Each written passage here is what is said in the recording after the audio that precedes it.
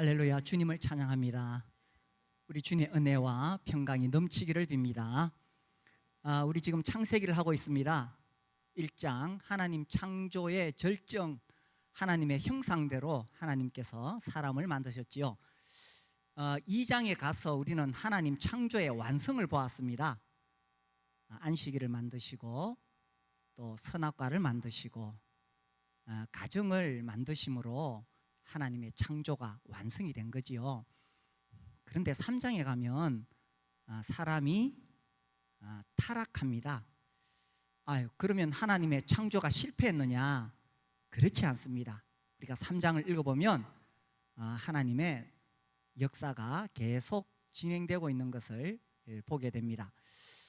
이 3장에서 사람이 타락한 이유는 하나님의 말씀을 거부하고 사탄의 거짓말을 받아들였기 때문이죠. 이것이 얼마나 심각한 일인지 모릅니다. 우리 이제 1절부터 보겠습니다.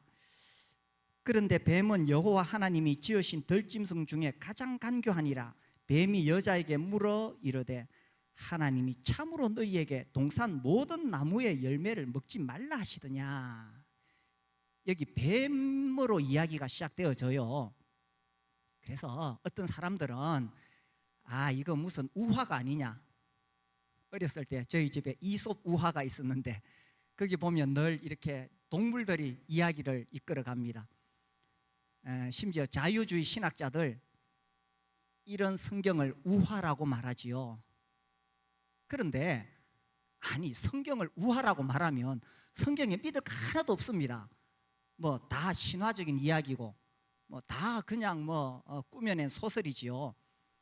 성경은 하나님의 말씀입니다.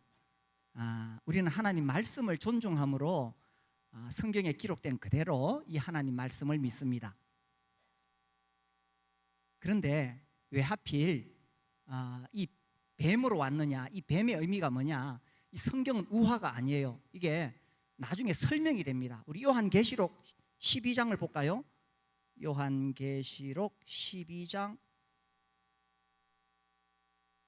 9절에 보시면 큰 용이 내쫓기니 옛 뱀 곧 마귀라고도 하고 사탄이라고도 하며 온 천하를 꿰는 자라. 그가 땅으로 내쫓기니 그의 사자들도 그와 함께 내쫓기니라. 여기 옛 뱀이라고 나오는데 곧 마귀, 사탄이다 이렇게 말합니다. 그래서 그냥 평범한 뱀이 아니었어요. 창세기 3장에 나오는 그 뱀은, 옛 뱀은 마귀, 사탄을 이야기합니다. 그리고 이제 요한계시록 20장 2절에서 한 번 더 설명이 나옵니다. 용을 잡으니 곧 옛 뱀이요 마귀요 사탄이라 잡아서 1000년 동안 결박하여. 여기 옛 뱀 바로 마귀요 사탄입니다. 여기 이 시간에 사탄의 기원에 대해서 설명할 시간은 없습니다. 아무튼 그 뱀은 사탄이었죠. 이 사탄이 뱀을 통해서 아주 교묘하게 유혹을 합니다. 그래서 이건 우화가 아니에요. 성경을 그렇게 보면 믿을 거 하나도 없어요. 우리는 성경을 하나님 말씀으로 있는 그대로 믿습니다. 하필 왜 사탄이 이 뱀으로 접근을 했을까요? 가장 간교하다고 되어 있는데 왜 하필 뱀이냐? 제가 복음 전할 때 한 번씩 그 이야기를 합니다. 제가 예전에 성보학교에 근무한 적이 있어요. 거기 도서실을 관리했는데 책들이 많잖아요. 그 중에 동물 화보가 있어요. 이렇게 꺼내 보다가 하루는 뱀의 화보를 꺼내 보았어요. 그리고 제가 깜짝 놀랐습니다. 야, 뱀이 이렇게 아름다울 수가. 뱀이요, 이 색깔이 정말 총천연색이에요. 정말 컬러풀합니다. 야, 이 뱀의 색깔이요 얼마나 아름다운지 모릅니다. 그 화보를 보면. 그래서 아마 이 여자들이 예쁜 걸 좋아하니까 뱀의 모습으로 접근하지 않았을까, 제 혼자 추측입니다. 그런데 여기 3장 1절에 보면 가장 간교하니라 되어 있는데 굉장히 지혜롭다는 뜻입니다. 그래서 이 뱀이 여자에게 접근합니다. 아담은 하나님의 말씀을 직접 들었잖아요. 하와는 아담을 통해서 하나님 말씀을 들었어요. 그러니까 이 뱀이 교묘하게 여자에게 먼저 접근했어요. 그래서 이 여자는 사실 아담의 보호 아래 있어야 되는데 혼자 있을 때 그때 교묘하게 접근을 해서 참으로 하나님이 참으로 너희에게 동산 모든 나무의 열매를 먹지 말라 하시더냐. 하나님을 아주 인색한 하나님, 아주 이 나쁜 하나님으로 그렇게 싹 유도해 갑니다. 동산 모든 나무의 실과를 먹지 말라고 하지 않으셨죠? 창세기 2장에 보면 하나님께서 동산에 있는 거 임의로 다 먹을 수 있다고 말씀하셨습니다. 그렇죠? 딱 하나 동산 중앙에 있는 선악을 알게 하는 그 나무의 실과만 먹지 말라고 하셨어요. 근데 이 뱀이 아주 간교하게 그렇게 하나님과 사람 사이를 이간질하는 겁니다. 그때 여자가 2절, 여자가 뱀에게 말하되 동산 나무의 열매를 우리가 먹을 수 있으나 동산 중앙에 있는 나무의 열매는 하나님의 말씀에 너희는 먹지도 말고 만지지도 말라 너희가 죽을까 하노라 하셨느니라. 여기 지금 뭐 말할 것이 많은데 중요한 것은 이 여자의 마지막 대답입니다. 너희가 죽을까 하노라. 하나님께서 그렇게 말씀하셨나요? 2장 17절에 하나님께서 이렇게 말씀하셨습니다. 선악을 알게 하는 나무의 열매는 먹지 말라. 네가 먹는 날에는 뭐라고요? 반드시 죽으리라. 하나님의 말씀을 이 여자는 정확하게 말하지 못했습니다. 이게 무서운 거예요. 하나님의 말씀을 정확하게 붙잡고 있지 않으면 사단에게 금방 넘어갑니다. 이건요 하와만 그런 것이 아니라 우리 모두가 마찬가지입니다. 반드시 죽으리라고 하나님께서 이렇게 엄하게 경고하셨어요. 그런데 이 여자는 죽을까 하노라. 죽을 수도 있고 안 죽을 수도 있다. 이게 사탄의 전략입니다. 그래서 이 하와가 하나님 말씀을 명확하게 알고 있지 못한 것을 알고는 사탄이 바로 정면으로 반박하죠. 4절 뱀이 여자에게 이르되 너희가 결코 죽지 아니하리라. 사탄은 어떻게 해서든지 이 하나님의 말씀을 흐리게 하고 사람들이 못 믿게 하고 불신하게 하는 거예요. 오늘날도 마찬가지입니다. 이 세상의 인문학, 철학 아주 교양 있고 훌륭한 사람들이 나와서 강의를 하고 책을 씁니다. 그런데 그런 학문들 밑에 뭐가 깔려 있어요? 제가 계속 경고하잖아요. 인본주의, 세속주의가 거기 깔려 있어요. 인간 중심적인 세속주의란 말은 뭐 이렇게 불경건하다 그런 뜻이 아니라 하나님을 거부한다는 뜻입니다. 그래서 기본적으로 진화론이 깔려 있습니다. 그렇지 않나요? 그러니까 유물론, 무신론으로 넘어가는 거예요. 그래서 우리가 접하는 TV, 영화, 소설 다 기본적으로 이게 깔려 있습니다. 우리가 정신 안 차리고 나도 모르게 그런 영향을 받게 되면 이 하와가 뱀에게 넘어간 것처럼 우리도 넘어갈 수 있어요. 그래서 문화생활 한다고 연극 보러 갔는데 지난주에 제가 이렇게 뭐 뉴스 검색하다 보니까 크리스 찬스라는 연극을 지금 뭐 서울에서 하는가 봐요. 그걸 또 막 이렇게 올려놨네.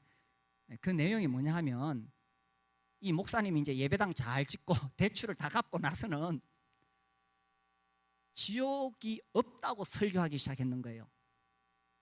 야, 사람들은요 그런 설교 들으면 참 좋아합니다. 그래 뭐 사랑의 하나님이 뭔 지옥을 만들었겠어. 그 펄펄 끓는 영원한 불못을 사랑의 하나님이 왜 그런 걸 만드셨겠어. 충분히 납득이 가지요. 이게 바로 인본주의라는 겁니다. 이게 바로 세속주의라는 거예요. 그래서 근데 또 그런 연극 하는 거를 왜 또 뭐 거기 뉴스에다 올려놔. 사람들이 그런 데 관심이 있으니까. 그래서 우리가 지금 이런 세상에 살고 있어요. 우리 자녀들 학교에서 배우는 게 뭡니까? 다 인본주의, 세속주의 교육 속에 살아갑니다. 우리가 정말 하나님의 말씀으로 명확하게 어려서부터 가르치지 않으면 쟤들은 그냥 그게 진리인 줄 알고 따라가는 거예요. 결코 죽지 아니하리라고 사탄이 바로 정면으로 반박하잖아요. 우리가 하나님 말씀 명확하게 알고 있지 않으면 넘어갑니다. 하나님의 말씀은 절대적입니다. 우리 삶의 절대 기준입니다. 결코 죽지 아니하리라, 지옥은 없으리라, 이런 거죠. 그래서 이 사람들이 죽을까 하노라, 지옥이 있을까? 아이, 사랑의 하나님 뭐 지옥이 있을까? 요렇게 갸우뚱거리면 바로 사탄은 결코 지옥은 없다, 이렇게 나오는 거예요. 그러니 결국은 하나님의 말씀을 따를 것이냐, 간교한 이 사탄의 거짓말에 내가 넘어갈 것이냐. 내가 분명하게 하나님의 말씀을 존중하고 하나님 말씀을 경외하고 하나님 말씀에 순종하고자 하는 마음이 없으면 우리는 누구라도 쉽게 넘어갈 수 있다는 것입니다. 죽을까 하노라 하니까 사탄이 잘됐다, 결코 없으리라. 그러면서 하는 말이 5절에 너희가 그것을 먹는 날에는 너희 눈이 밝아져 하나님과 같이 되어 선악을 알 줄 하나님이 아심이라. 야, 하나님 참 인색하지, 하나님 참 나쁘지. 자기 혼자 하나님 되시려고 너희들이 그거 먹고 너희도 하나님 될까 봐서 먹지 말라고 한 거야. 이게요, 이게 한번 분별력을 잃어버리고 넘어가게 되면 그때부터는 사탄의 말이 진리인 것처럼 들립니다. 그래서 6절에 보니까 여자가 그 나무를 본 적 먹음직도 하고 보암직도 하고 지혜롭게 할 만큼 탐스럽기도 한 나무인지라. 하나님 말씀을 꽉 붙잡고 하나님 말씀을 연구하고 하나님 말씀을 읽고 이렇게 내가 분명하게 서 있지 않으면 분별력이 흐려집니다. 그래서 가만히 보니까 진짜 야, 저거 먹음직스럽네. 아, 저거 보기도 좋네. 보암직도 하고 먹음직도 하고 저거 따먹으면 정말 지혜롭게 될 것 같아. 요게 바로 인본주의, 세속주의, 인문학, 철학, 연극, 영화, 소설, TV입니다. 그래서 뭐 그런 거 읽지도 말고 보지도 말라, 그런 뜻이 아니죠. 우리가 분별력을 가지고 있어야 된다라는 것입니다. 그래서 이제 그걸 보니까 이제 따먹어 버렸네. 그리고 자기 남편에게도 주었습니다. 아담도 따먹었습니다. 7절 이에 그들의 눈이 밝아져 자기들이 벗은 줄을 알고 무화과 나무 잎을 엮어 치마로 삼았더라. 이게 이제 죄가 들어오면 수치심이 와요. 죄책감이 있습니다. 이것도 양심이 살아있을 때 있지, 자꾸 죄를 짓고 자꾸 세상으로 빠져들면 양심이 무뎌져요. 그때부터는 부끄러운 줄도 몰라요. 죄가 얼마나 무서운 것인가요? 그래서 부끄러워서 무화과 나무 잎으로 이 수치를 가리려고 했습니다. 8절 그들이 그날 바람이 불 때 동산에 거니시는 여호와 하나님의 소리를 듣고 아담과 그의 아내가 여호와 하나님의 낯을 피하여 동산나무 사이에 숨은지라. 이 죄가 오게 되면 하나님이 두렵습니다. 그래서 하나님과 사람의 관계가 단절이 된 것입니다. 하나님 창조의 절정은 사람이었어요. 하나님의 형상대로 만드셨습니다. 그래서 사람은 하나님의 영광을 위하여 살 때 하나님의 형상이 드러나게 되고 그때 참 만족과 행복이 있는 거예요. 그런데 사탄의 꼬드김에 넘어가니까 하나님의 영광이 아니라 자기의 영광을 위해 살려고 했습니다. 하나님과 같이 되어. 이것이 죄의 본질입니다. 싸움질하고 도둑질하고 욕한 것도 죄지만 죄의 가장 본질은 자기가 하나님 자리에 앉는 거죠. 하나님의 영광을 드러내지 아니하고 자기의 영광을 드러내는 삶, 이것이 죄요. 이렇게 되는 순간 하나님과 나의 관계가 완전히 단절되어 버린다는 것입니다. 그래서 그들은 나무 사이에 숨었어요. 자, 9절입니다. 9절 여호와 하나님이 아담을 부르시며 그에게 이르시되 네가 어디 있느냐. 저는 이 구절 말씀을 묵상하면서 참 하나님 마음이 어떠했을까 생각이 되어져요. 네가 어디 있느냐. 하나님 지금 몰라서 물으신 거 아니죠? 여기 보세요. 9절에 아담을 에게 물으신 게 아니라 불렀어요. 네가 어디 있느냐는 것은 지금 몰라서 물으시는 것이 아니라 아담을 부르시는 거예요. 네가 어디 있느냐. 이것은 아담이 자기 스스로 자기의 포지션을 알기를 원하시는 거예요. 자기의 상태를 알기를 원하시는 거예요. 하나님의 형상대로 만들어져서 정말 하나님과 그 놀라운 사랑 속에서 이 기쁨을 누릴 수 있도록 하나님께서 만드셨잖아요. 근데 지금 숨어 있어요. 네가 어디 있느냐. 하나님의 안타까움이 여기 있는 거예요. 아담 스스로 하나님은 아담 스스로 자기의 상태를 고백하기를 원하시는 겁니다. 하나님 지금 여기 오셔서 너 왜 그거 따먹었어? 벌 주시려고 지금 부르신 거 아니에요. 하나님께서 벌 주시려면 하늘에서 벼락을 내려서 떨어뜨리지. 그냥 하나님께서 친히 동산에 찾아오셔서 네가 어디 있느냐고 지금 부르시는 거예요. 아담 스스로 자기의 상태를 정직하게 고백하기를 원하시는 거예요. 이 질문은 우리 모두에게도 해당되지 않습니까? 하나님 늘 우리에게 물으시죠. 네가 어디 있느냐. 그때 아담이 대답하지요. 10절 이르되 내가 동산에서 하나님의 소리를 듣고 내가 벗었으므로 이 무화과나무 잎을 했는데 벗었다 그러네. 두려워하여 숨었나이다. 이 죄를 지으니까 무섭죠. 그래서 하나님께서 이렇게 물으시는 거예요. 네가 그 실과를 따먹었느냐. 그때에 이 아담의 대답이 이건 거예요.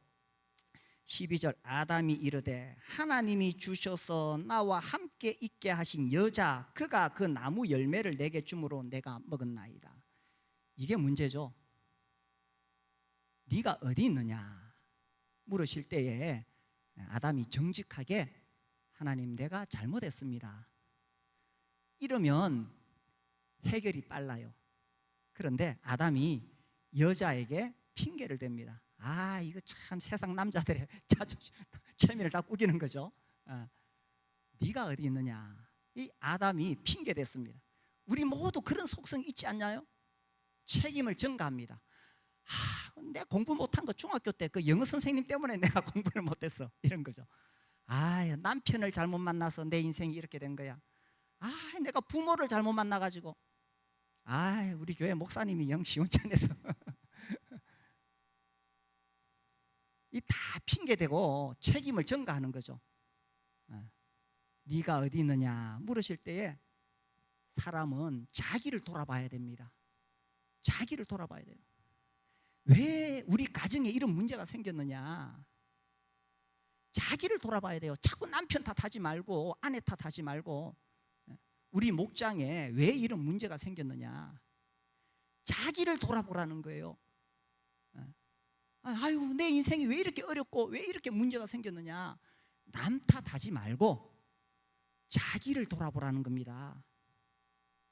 그런데 아담은 아내 핑계대고 책임 전가하고 가장은요, 가장이 모든 책임을 져야 되는 거예요. 근데 아내는 하와는 또 뱀 핑계대고 계속 핑계대고 있잖아요. 그때 하나님께서 이제 이 뱀에게는 저주를 내리시죠. 그리고 아담과 하와에게도 말씀하십니다. 이것은 단순히 벌이 아니라 반드시 죽으리라고 하셨는데 이 아담과 하와는 죽음이 뭔지 모르잖아요.